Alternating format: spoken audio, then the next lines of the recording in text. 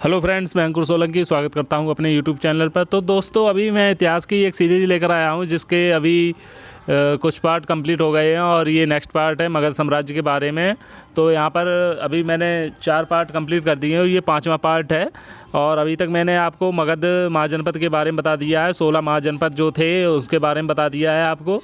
और यहाँ से आगे शुरू करते हैं। मैंने अभी आपको बताया था हर्यक वंश ने मगध साम्राज्य की स्थापना की थी और हर्यक वंश का संस्थापक बिंबिसार था और उसका पुत्र अजातशत्रु था जिसने अपने पिता की हत्या कर दी और मगध की गद्दी पर बैठा। और उसके बाद अजातशत्रु की हत्या उदयन ने कर दी और मगध की गद्दी पर बैठा और उसने अपनी राजधानी को परिवर्तित कर लिया। और उसने राजधानी कहाँ पर बनाई अपनी? उसने राजधानी पाटलिपुत्र को बनाया। उदयन जैन मतावलंबी था, उसने जैन धर्म को संरक्षित किया, उसने जैन धर्म का प्रसार करवाया। इसके बाद शिशुनाग वंश की स्थापना हुई जिसने कुछ समय तक मगध साम्राज्य पर अपनी सत्ता स्थापित किए रखा। हर्यक वंश के बाद किस वंश की स्थापना हुई? शिशुनाग वंश की, जिसने कुछ समय तक मगध साम्राज्य पर अपनी सत्ता स्थापित किए रखा। 6वीं शताब्दी ईसा पूर्व के अन्य महत्वपूर्ण रूढ़िवादी मत, तो इसमें कौन कौन से मत थे? प्रतिपादक पुराण कश्यप, और मत क्या था? अक्रियवादी संप्रदाय। जो संप्रदाय थे उस समय कौन कौन से प्रचलित थे? पुराण कश्यप, अक्रियवादी। एग्जाम में पूछा जाता है अक्रियवादी संप्रदाय का प्रतिपादक कौन था, तो ये थे पुराण कश्यप। एग्जाम में पूछा जाता है आजीवक संप्रदाय के संस्थापक कौन थे, तो ये थे मखलीपुत्र गौसाल। कौन थे? मखलीपुत्र गौसाल। अनिश्चयवादी और संदेहवादी संप्रदाय के प्रतिपादक कौन थे, तो ये थे संजय। एग्जाम में पूछा जाता है कर्म व पुनर्जन्म पर विश्वास नहीं था, किसको कर्म व पुनर्जन्म पर विश्वास नहीं था, तो ये थे पुकुथ कंचायन। कौन थे? पुकुथ कंचायन। तो यहाँ पर दोस्तों अब महाजनपदों के बारे में ये हो गया। अब हम देख लेते हैं जैन धर्म के बारे में। तो जैन धर्म के बारे में चलिए देख लेते हैं। जैन धर्म को बौद्ध धर्म की बात एक प्रतिक्रियावादी धर्म माना जाता है। जैन धर्म के प्रवर्तक ऋषभदेव थे जिनका उल्लेख ऋग्वेद में मिलता है। जैन धर्म बहुत पुराना धर्म है, ये ऋग्वेद के काल से ही चला आ रहा है और इसके जो प्रथम प्रवर्तक थे वो ऋषभदेव थे। तो इनका उल्लेख ऋग्वेद में मिलता है और उपनिषदों में भी मिलता है और महाभारत में भी मिलता है। इनका उल्लेख वहाँ पर भी मिलता है। ये जैन धर्म के प्रथम तीर्थंकर थे। इन्हें ऋषभदेव या आदिनाथ कहते थे। इनका जन्म अयोध्या में हुआ था। कहाँ हुआ था इनका जन्म? अयोध्या में। चलिए हम देख लेते हैं जैन धर्म के तीर्थंकर, जो 24 तीर्थंकर हुए हैं तो उनके बारे में हम देख लेते हैं। पहले तीर्थंकर थे ऋषभदेव या आदिनाथ। कौन थे पहले तीर्थंकर? ऋषभदेव या आदिनाथ। एग्जाम में ज़्यादातर ये क्वेश्चन बहुत ज़्यादा पूछा जा चुका है कि जैन धर्म के प्रथम तीर्थंकर कौन थे, तो ये थे ऋषभदेव। अगर ऋषभदेव ऑप्शन नहीं दिया जाता है तो आपको करना है आदिनाथ। दूसरे तीर्थंकर थे अजीतनाथ। तीसरे तीर्थंकर थे संभवनाथ। चौथे तीर्थंकर थे अभिनंदन। 5वें थे सुमति। 6ठे थे पदम प्रभु। 7वें सुपार्श्व। 8वें थे चंद्रप्रभा। 9वें पुष्पदंत। 10 शीतल। 11वें श्रेयांश। 12वें बासपूज्य। 13वें विमल। 14वें अनंत। 15वें धर्म। 16वें शांति। 17वें कुंथु। 18वें अरह और 19वें मल्लीनाथ। 20वें मुनि सुब्रत। 21वें नैमीनाथ। 22वें अरिष्टनेमी। 23वें पार्श्वनाथ और 24वें महावीर।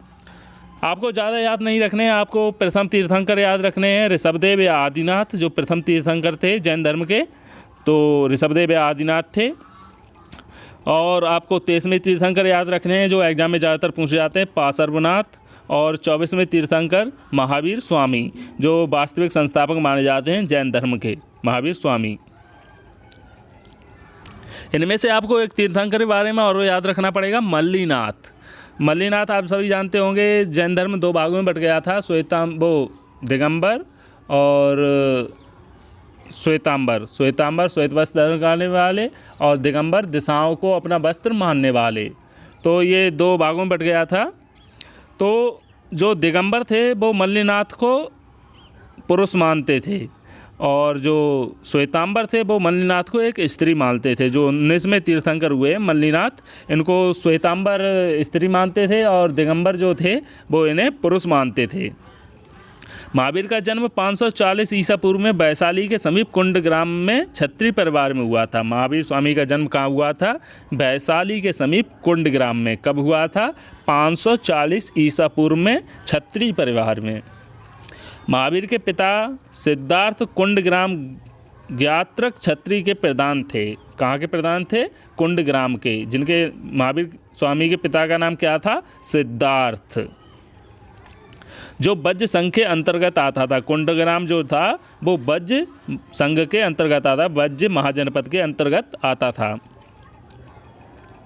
राजा सिद्धार्थ का विवाह वैशाली की लिच्छवी राजकुमारी त्रिशला से हुआ था। वैशाली की जो लिच्छवी राजकुमारी थी त्रिशला से हुआ था। तो महावीर स्वामी की माता कौन हो गई?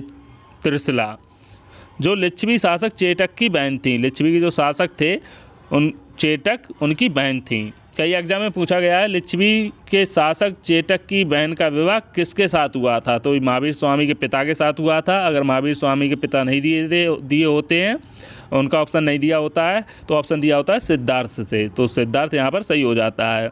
त्रिशला के छोटे पुत्र का नाम वर्धमान था। त्रिशला के जो छोटे पुत्र थे उनका नाम वर्धमान था, जो भविष्य में महावीर नाम से प्रसिद्ध हुए। जैन परंपरा के अनुसार वर्धमान पहले ब्राह्मण ऋषभ दत्ता की पत्नी देवनंदा ग्राम में आए। जो जैन परंपरा में माना जाता है कि वर्धमान पहले ब्राह्मण जो ऋषि थे, ब्राह्मण थे, उनकी पत्नी ऋषभ दत्ता की पत्नी, जो ब्राह्मण थे ऋषभ दत्ता, उनकी पत्नी देवनंदा के गर्भ में आए। परंतु अभी तक के समस्त तीर्थंकर क्षत्रिय वंश में उत्पन्न हुए थे, इसलिए इंद्र ने वर्धमान को देवनंदा के गर्भ से हटाकर त्रिशला के गर्भ में स्थापित किया।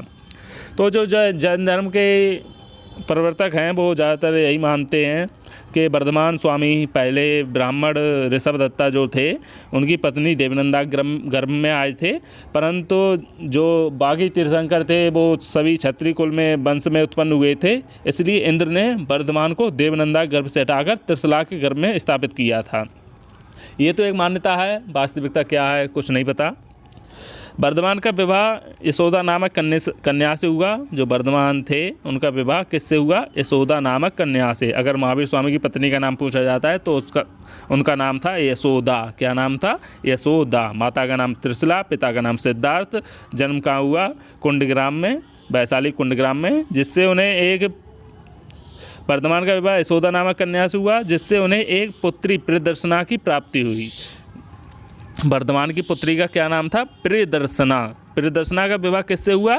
जामाली से प्रियदर्शना का विवाह हुआ। वर्धमान स्वामी जो वर्धमान महावीर थे, महावीर स्वामी थे, उनके दामाद का क्या नाम था? जामाली। एग्जाम में पूछा जाता है महावीर स्वामी के दामाद का क्या नाम था? जामाली। और जामाली इनके प्रथम शिष्य भी बने और प्रथम शत्रु भी इन्हीं के बने, क्योंकि इनके जो मत थे, इन्होंने जो महावीर स्वामी ने अपने मत दिए तो उनका सबसे ज़्यादा विरोध किसने किया? जामाली ने ही किया। 30 वर्ष की अवस्था में वर्धमान ने अपने अग्रज नंदिवर्धन से आज्ञा प्राप्त कर गृह त्याग किया।